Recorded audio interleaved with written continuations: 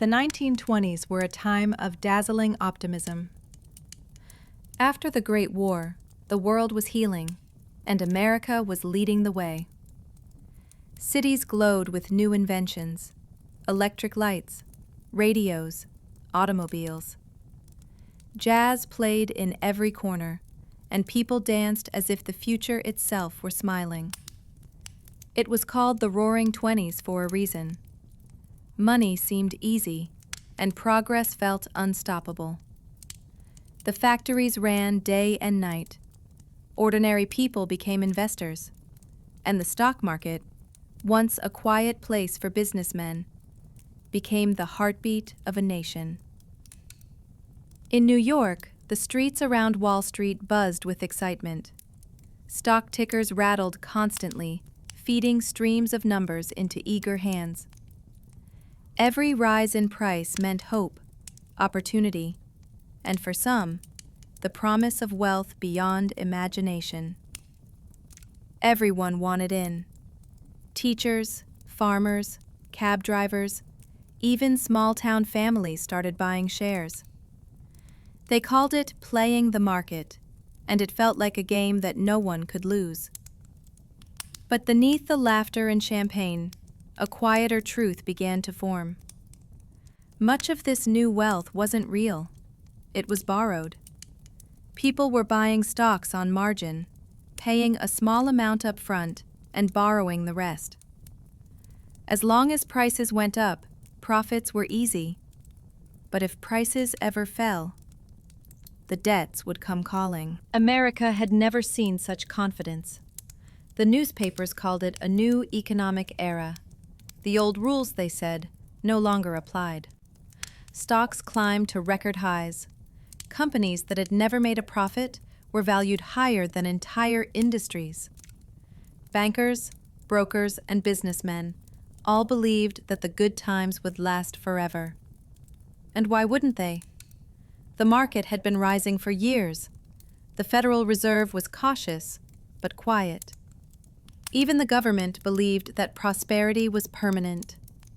In homes across the country, people dreamed of easy riches. They read about millionaires made overnight. And for every warning voice, there were 1,000 more promising that this time things were different. But markets, like dreams, cannot rise forever. Behind the bright headlines, small cracks began to appear. Steel production slowed, farmers struggled to pay debts, and the profits that once fueled optimism began to fade. The music of the 20s kept playing, but underneath, the rhythm was changing. It started quietly. In September 1929, the stock market wavered. Prices dipped, then steadied. Investors told themselves it was nothing, just a pause before the next rise. But by mid-October, fear began to spread. Small investors sold their shares to lock in profits. Others borrowed more money to hold their positions. The tension was building, like a storm that everyone felt but no one named. On Thursday, October 24th, the market shook. Selling orders flooded in. Prices dropped faster than anyone could react. Banks tried to step in, pooling millions to stop the fall. For a moment, it worked. By Friday, calm seemed to return, but it was only an illusion. Confidence had already cracked. Then came Tuesday, October 29th. Black Tuesday. The worst day in the history of Wall Street. When the market opened, panic took hold. Investors rushed to sell, but there were no buyers left. The ticker tape fell hopelessly behind. By the end of the day, over 16 million shares had been traded. Billions of dollars in wealth simply disappeared. Men who had walked into the exchange with everything left with nothing. The streets outside were silent. The dream had ended. The crash didn't just erase numbers. It erased lives. homes, and futures. Banks began to fail. Small businesses closed their doors. Families lost their savings, not because of greed, but because they believed in the dream. Unemployment spread like a shadow. Factories fell silent. Farms went bankrupt. The optimism of the 20s turned into the despair of the 30s. Across the country, lines formed outside soup kitchens. Children looked for work instead of schools.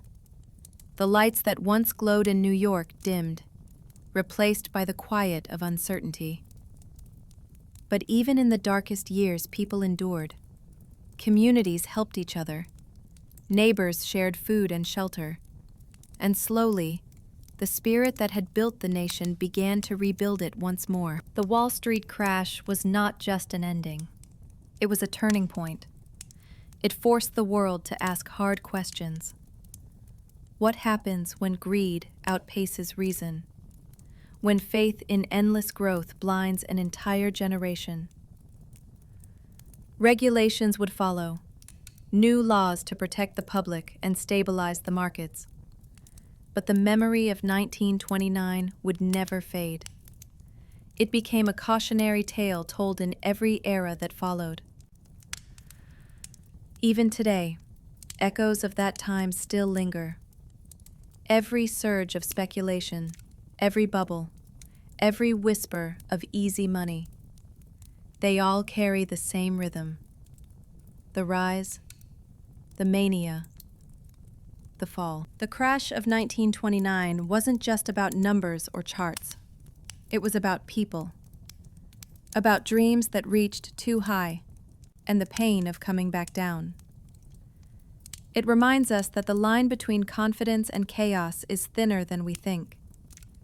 That progress needs balance. And that every boom carries within it the seeds of its own undoing. As you rest tonight, remember this. Markets rise, markets fall. But wisdom comes quietly, in the calm after the storm. Good night, and sleep well.